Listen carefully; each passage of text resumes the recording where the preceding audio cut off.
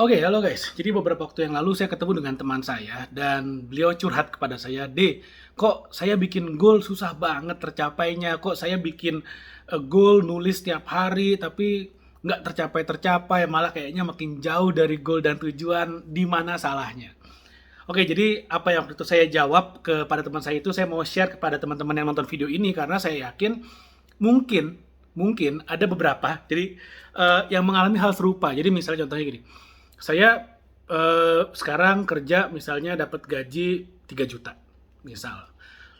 Udah nulis goal nih, tahun ini ingin punya income 10 juta dan kok nggak tercapai-tercapai ya?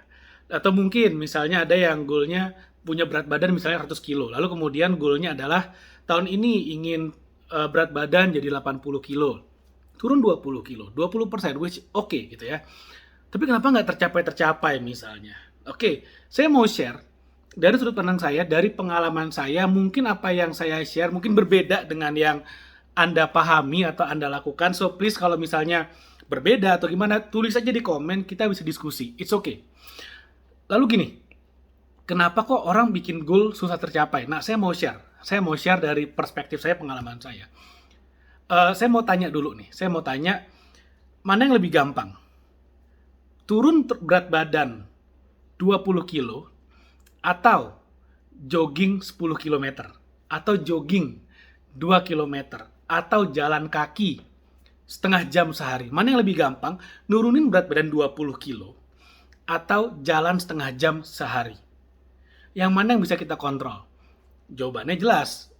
Jalan setiap hari. Jalan kaki doang setengah jam, mau di luar rumah, mau di dalam rumah, mau di atas treadmill, terserah Anda. Lalu kemudian, mana yang lebih gampang? Nurun berat badan 20 kilo atau push up 20 kali? Lebih gampang push up. Mana yang lebih gampang? Turunin berat badan 20 kilo atau mengurangi porsi makan setengah. Jadi yang biasanya makan misalnya nasinya 1, ayamnya 2, sekarang dikurangin setengah. Nasinya setengah, ayamnya 1. Lebih gampang mana? Nurunin porsi makan atau nurunin berat badan 20 kilo? Jawabannya adalah lebih gampang nurunin porsi makan. Kenapa? Jalan kaki setengah jam, jogging, push up, lalu kemudian nurunin porsi makan, semuanya ini adalah hal-hal yang bisa kita kontrol. Hal-hal yang bisa kita kontrol langsung sesuai dengan keinginan kita, motivasi kita, dan sejauh mana kita mau disiplin dalam mencapai goal. Tapi yang namanya turun berat badan itu banyak banget faktor di luar sana yang kita susah kontrol. Misalnya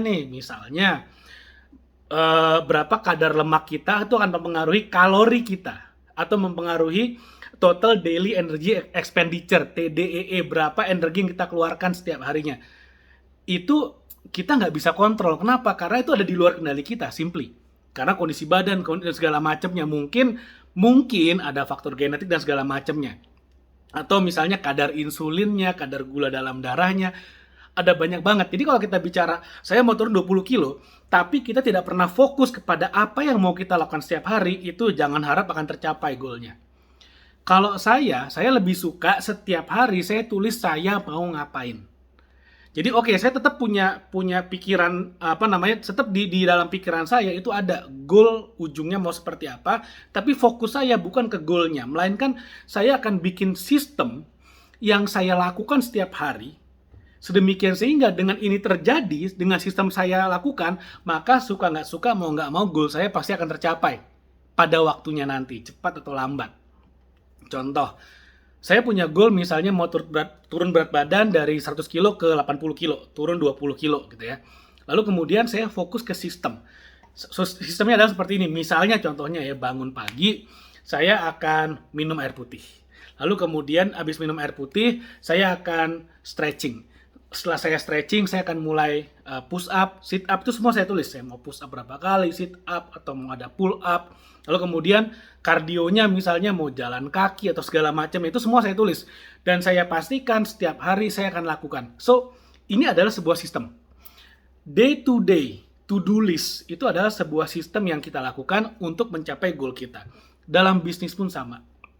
Kita goalnya adalah misalnya mau mendapatkan penghasilan 10 juta dari sekarang misalnya 3 juta.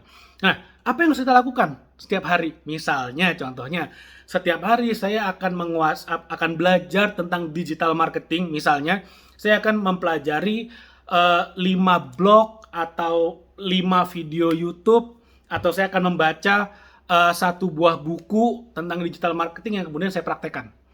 Fokus di sana, fokus di melakukan apa yang harus dilakukan, sehingga kita akan memiliki skill untuk menaikkan income kita. Bayangin sekarang misalnya misalnya saya kerja nih dengan gaji 3 juta. Gaji 3 juta itu misalnya saya sebagai admin gitu ya. Sebagai admin yang kerjaannya cuma nginput uang keluar masuk di sebuah perusahaan. Gaji 3 juta. Misal contoh. Lalu kemudian saya tiap hari fokus belajar digital marketing, saya ikutan kan banyak tuh webinar-webinar yang free misalnya, yang gratis. Saya download ebook tentang digital marketing dan saya pelajari dan saya baca.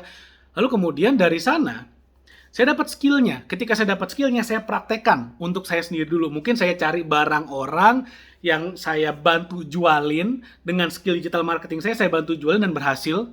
Lalu kemudian saya bilang ke bos saya, "Pak, boleh nggak Pak, saya bantu digital marketingin produk Bapak, produk atau jasa yang kita jual di perusahaan ini.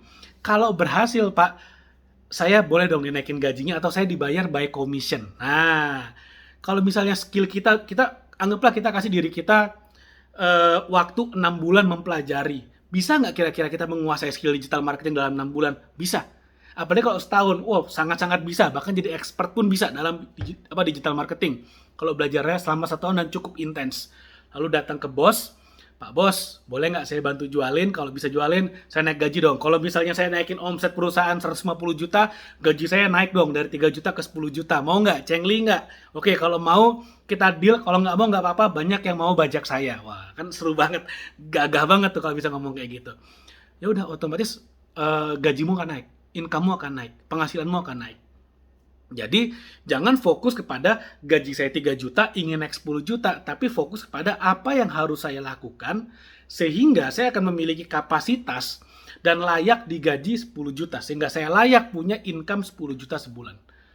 Kalau saya mau menurunkan berat badan, mau bikin badan lebih ideal bentuknya, jangan fokus kepada badan yang idealnya, tapi fokus kepada apa yang harus dilakukan setiap hari, apa yang dilakukan sehingga bisa membawa badan saya suka nggak mau menuju badan ideal yang saya inginkan.